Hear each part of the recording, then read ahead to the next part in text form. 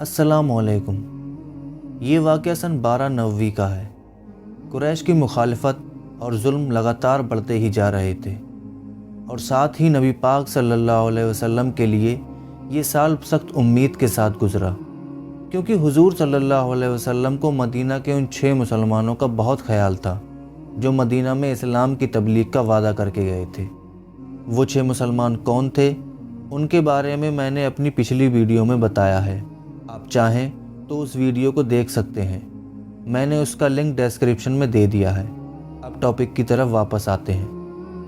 نبی پاک صلی اللہ علیہ وسلم کو ان 6 مسلمانوں کی طرف سے کوئی خبر نہیں ملی کہ مدینہ میں اسلام کی تبلیغ کا کیا نتیجہ نکلا۔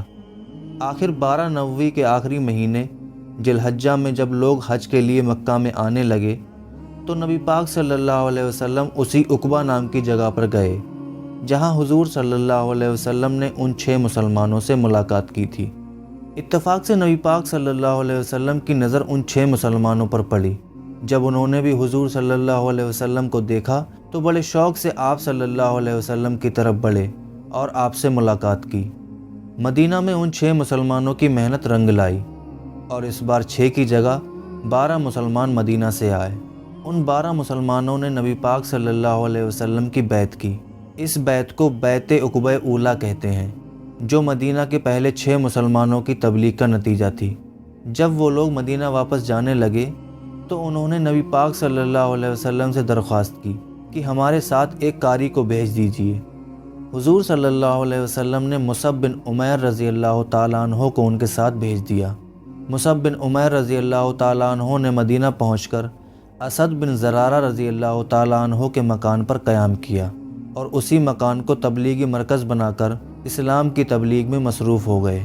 مصعب بن عمیر رضی اللہ تعالیٰ عنہ نے نہایت قابلیت کے ساتھ تبلیغ کا کام کیا، اور اللہ تعالیٰ کے فضل و کرم سے مدینہ میں قبیلے کے قبیلے اسلام میں داخل ہونے شروع ہو گئے۔ مصعب بن عمیر رضی اللہ تعالیٰ عنہ نے جن کے مکان کو تبلیغ کا مرکز بنایا تھا وہ سعد بن معاذ رضی اللہ تعالیٰ عنہ کے خالہ زاد بھائی تھے، لیکن حضرت سعد ابھی مسلمان نہیں ہوئے تھے۔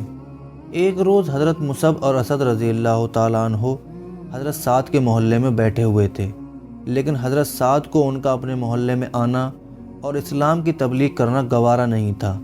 جب حضرت سعد نے ان کو اپنے محلے میں دیکھا تو اپنے ایک ساتھی اسید کو بلایا اور کہا کہ اسد میرا خالہ زاد بھائی ہے، اس لیے میں احتیاط کرتا ہوں، تم ان کے پاس جاؤ اور کہہ دو کہ ہمارے محلے میں نہ آیا کریں، یہ ہمارے لوگوں کو بہکانے اور بے دین کرنے آتے ہیں۔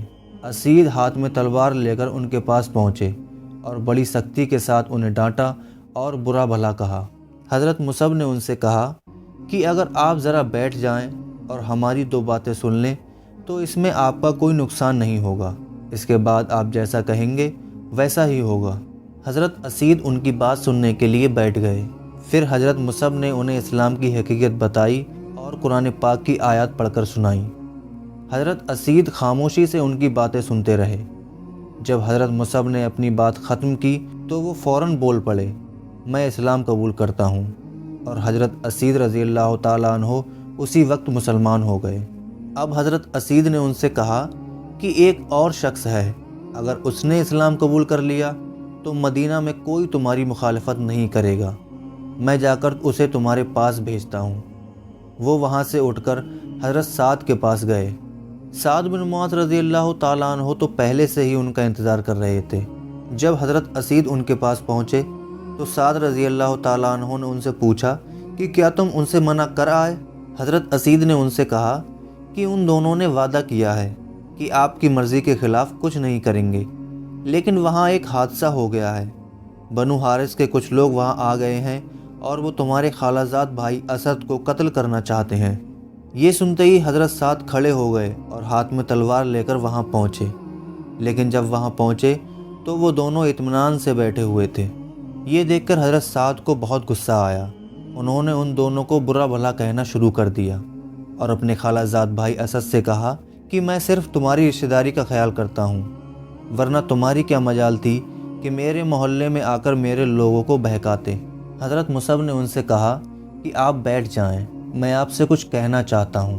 اگر آپ کو میری بات ٹھیک لگے تو قبول کر لینا، اور اگر غلط لگے تو رد کر دینا۔ حضرت سعد رضی اللہ تعالیٰ عنہ اپنی تلوار رکھ کر ان کے پاس بیٹھ گئے۔ پھر حضرت مصعب نے انہیں اسلام کی حقیقت بتائی اور قرآن پاک کی کچھ آیات پڑھ کر سنائیں۔ سعد بن معاذ رضی اللہ تعالیٰ عنہ نے ان کی باتیں غور سے سنی اور اسی وقت اسلام قبول کر لیا۔ اب حضرت سعد رضی اللہ تعالیٰ عنہ وہاں سے اٹھ کر اپنے قبیلے میں واپس آئے اور وہاں لوگوں کو جمع کیا اور ان سے کہا کہ تم مجھے کیا سمجھتے ہو؟ سب نے ایک ساتھ کہا کہ آپ ہمارے سردار ہیں، آپ کی رائے ہمیشہ قابل عمل ہوتی ہے۔ حضرت سعد نے کہا، ٹھیک ہے، تو پھر جب تک تم مسلمان نہیں ہو جاتے تب تک میرے ساتھ تمہارا کوئی تعلق نہیں ہے۔ اپنے سردار کی یہ باتیں سنتے ہی تمام لوگ مسلمان ہو گئے اور اسی طرح مدینہ کے دوسرے قبیلوں میں اسلام پھیلنے لگا۔ ادھر حضرت مصعب رضی اللہ تعالیٰ عنہ کو مدینہ میں کامیابی حاصل ہو رہی تھی، ادھر مکہ میں مسلمانوں کے لیے قریش کے ظلم برداشت سے باہر ہوتے جا رہے تھے۔ جب 13 نوی کا ذی الحجہ کا مہینہ آیا تو حضرت مصعب رضی اللہ تعالیٰ عنہ مدینہ سے 72 مسلمانوں کا قافلہ لے کر مکہ کی طرف روانہ ہو گئے۔ مدینہ کے مسلمانوں نے اس قافلے کو اس لیے بھیجا تھا کہ نبی پاک صلی اللہ علیہ وسلم کی زیارت کر سکیں اور مدینہ والوں کی طرف سے حضور صلی اللہ علیہ وسلم کی خدمت میں مدینہ تشریف لانے کی درخواست پیش کر سکیں۔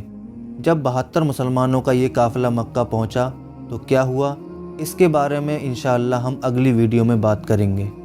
ملتے ہیں اگلی ویڈیو میں۔ اللہ حافظ۔